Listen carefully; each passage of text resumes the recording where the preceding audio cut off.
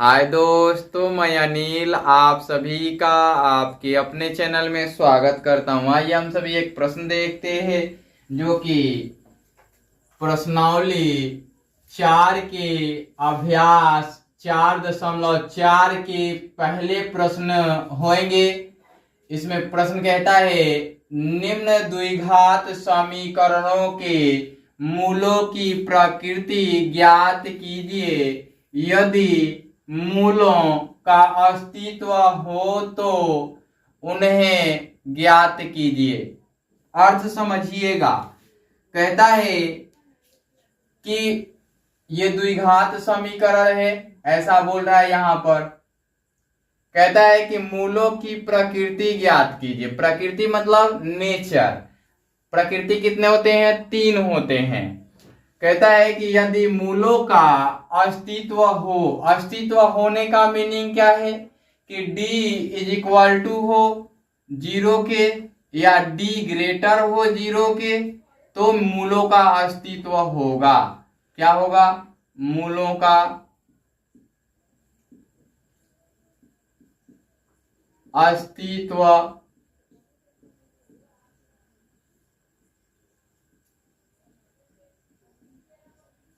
होगा।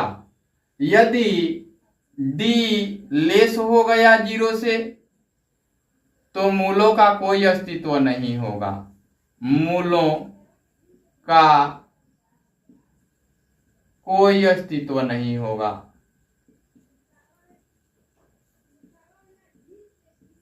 नहीं होगा,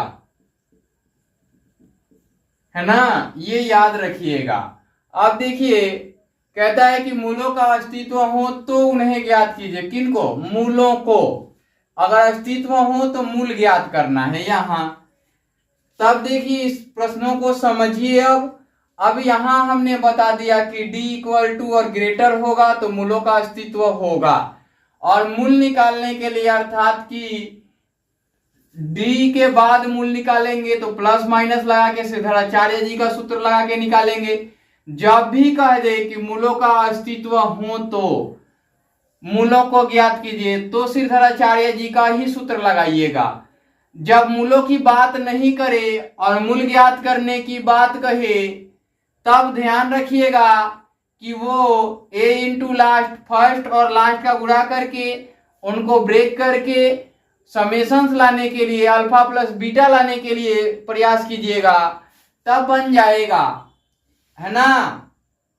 तो यहां प्रश्नों को देखिए।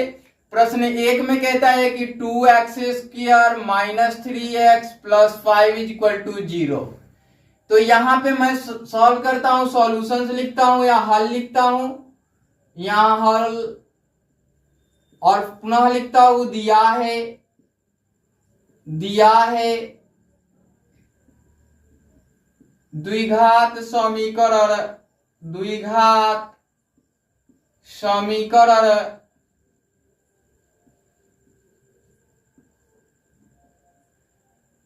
2, यहां 1 लिख लीजिएगा, 2x² minus 3x plus 5 is equal to 0। मूलों की प्रकृति ज्ञात करने बोल रहा है। मूलों की प्रकृति क्या होगी बताना है। पुनः क्या बताना है? मूलों का अस्तित्व हो तो मूलों का अस्तित्व हो तो मूल इज इक्वल टू व्हाट, ऐसा कर लेना है। नीचे लिखते हैं नाउ। अब क्या करते हैं? चूंकि 2x² minus 3x plus 5 is equal to 0, यहां a is equal to 2, b is equal to -3 and c is equal to 5 ये दिया गया है। तो अब करते क्या है, विविध कर अर्थात कि d है ना, d बराबर, चूंकि d बराबर b² माइनस 4ac, इसको विविध कर कहते हैं, है ना। d को डिस्क्रिमिनांट या विविध कर कहते हैं। या d बराबर b का मान -3 है, इसका वर्ग करेंगे। यहाँ -4 गुणा a का मान 2 है और c का मान 5 है। अब देखिए, या d = 9 माइनस, यहां गुणा कीजिए, 4 दूना 8, 8 पंजे 40, ये हुआ। अब देखिए, इसलिए d बराबर -31 हो जाएगा, है ना। तो यहां देखिए d 31 के बराबर है, तो यहां पे हुआ क्या कि यहां चूंकि d = -31 जो कि लेस है 0 से, अतः मूलों का अस्तित्व नहीं होगा, मूलों का अस्तित्व नहीं होगा, ऐसा मिलेगा आपको। ये हो गया आपका फाइनल उत्तर। यहां देख लीजिए कि प्रश्न हमने लिखा 2x² - 3x + 5, यहां पे इसका तो 9 आ जाएगा b² करेंगे तो, लेकिन -4 और a का मान 2 रखेंगे तो 8 पंचे 40 माइनस का होगा, मूलों का अस्तित्व नहीं होगा। अब आते हैं अगले प्रश्न की ओर। अगले प्रश्न में मैं करूंगा क्या, केवल समीकरण को मिटाऊंगा, है ना, और इनको रहने दूंगा, इन दोनों को रहने दूंगा और इसको पुनः मिटा दूंगा, फिर इसको मिटा देता हूं, ये पूरा नीचे का भाग मिटाता हूं, फिर से लिख दूंगा मैं। यहां देखिए दूसरे नंबर प्रश्न की ओर, कहता है कि द्विघात समीकरण 3x² - 4√3 + 4 = 0, चूंकि 3x² - 4√3x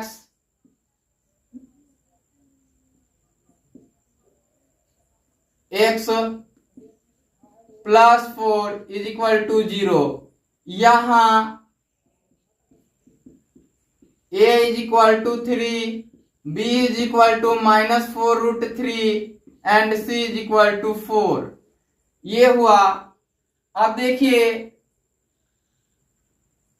चूंकि विविध कर अर्थात d = b² - 4ac या d = -4√3 द होल स्क्वायर -4 × 3 × 4। अब देखिए यहाँ d = इसका वर्ग कीजिएगा 16 × 48 आएगा, पॉजिटिव आएगा, इसका कीजिएगा 16 × 48 आएगा। अब देखिए यहाँ d क्या आ गया, 0 के बराबर आ गया, अर्थात कि मूलों का अस्तित्व होगा और समान होगा। तो मूलों की प्रकृति ज्ञात कीजिए कहता है, तो मूलों की प्रकृति कैसी होगी ये बताना है, मूलों की प्रकृति बतानी है। चूंकि d = 0,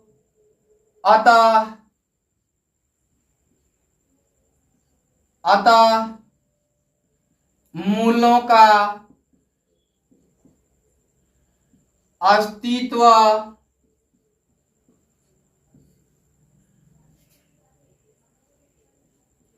वास्तविक एवं समान होगा। आप एक ही लाइन में लिख सकते हैं इसको, मैंने तो ये छोटा खंड बना के लिख दिया, लेकिन आप चाहे तो एक ही लाइन में पूरा लिख सकते हैं, कोई दिक्कत नहीं होगी। चलिए मैं इसको मिटा दूं, ये वाली पार्ट मिटा दूं मैं, मूलों का अस्तित्व क्योंकि जीरो है यहां, है ना, तो जीरो के बराबर आ गया। तो मूलों का अस्तित्व वास्तविक एवं समान होगा, अर्थात एक ही तरह के होंगे दोनों मूल। तो यहां आते हैं फिर श्रीधराचार्य जी के सूत्र से। श्रीधराचार्य सूत्र से, श्रीधराचार्य सूत्र क्या होता है? x बराबर minus B plus minus root under B square minus 4ac upon में 2a, है ना। अब देखिए यहां पे x is equal to minus B minus 4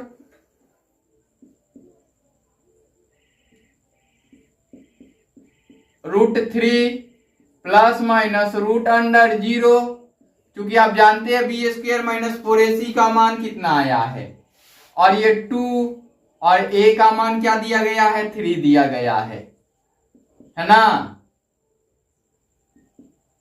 या x is equal two plus का 4 रूट 3 हो जाएगा और प्लस माइनस 0 हो जाएगा, बटा में 6 हो जाएगा।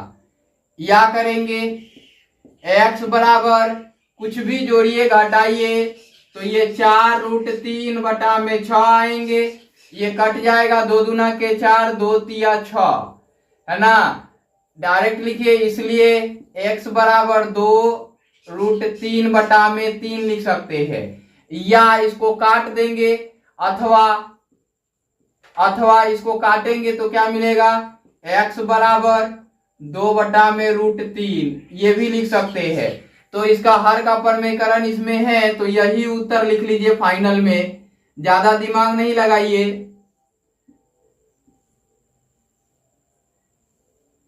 ये फाइनल उत्तर लिख लीजिए। अब देखिए आगे के प्रश्न में, मैं इसको मिटा देता हूं। चलिए तीसरे प्रश्न को देखिए। समीकरण क्या दिया गया? 2x square minus 6x plus 3 is equal to 0। चूंकि 2x square minus 6x plus 3 is equal to 0, यहां a is equal to 2, b is equal to minus 6 and c is equal to 3।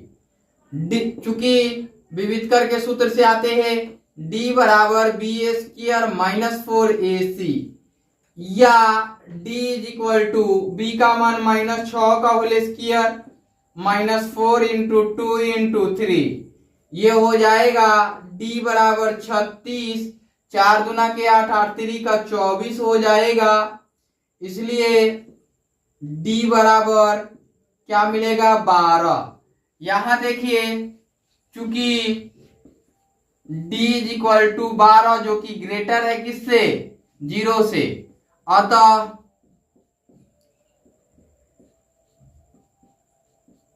मूलों का अस्तित्व वास्तविक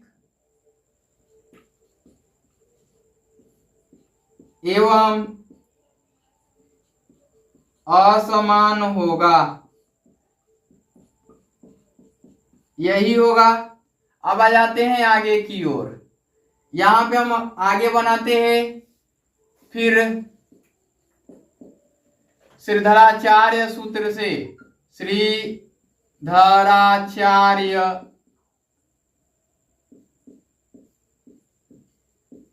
सूत्र से क्या होता है? चूंकि x is equal to minus B plus minus root under B square minus 4ac, यही होता है। नीचे आ जाते हैं 2a लिख लेते हैं, या x is equal to minus 6 plus minus root under 12 लिख लेते हैं, क्योंकि यहां d का मान है पूरा। अब देखिए यहाँ पे 2 इंटू क्या लिख लेते हैं, यहाँ a का मान 2 है ना। अब देखिए x is equal two plus का 6 प्लस माइनस यह आ जाएगा 2√3 हो जाएगा। पहले एक स्टेप और बढ़ा के लिख लेते हैं हम, ठीक है ना। 4 गुणे 3 बटा में 4 या x is equal to 6 plus √4 गुणा √3। ये हमने एक आइडेंटिटी यूज किया। क्या आइडेंटिटी यूज किया, चूंकि रूट के अंदर a और b हो तो √a इंटू √b लेते हैं। ये आइडेंटिटी यूज किया आपने। यहां x is equal to 6 plus minus 2√3 बटा में 4। यहां क्या आइडेंटिटी यूज किया, √4 बराबर 2। ये आइडेंटिटी नहीं है, ये वैल्यू है, ठीक है ना, मान है।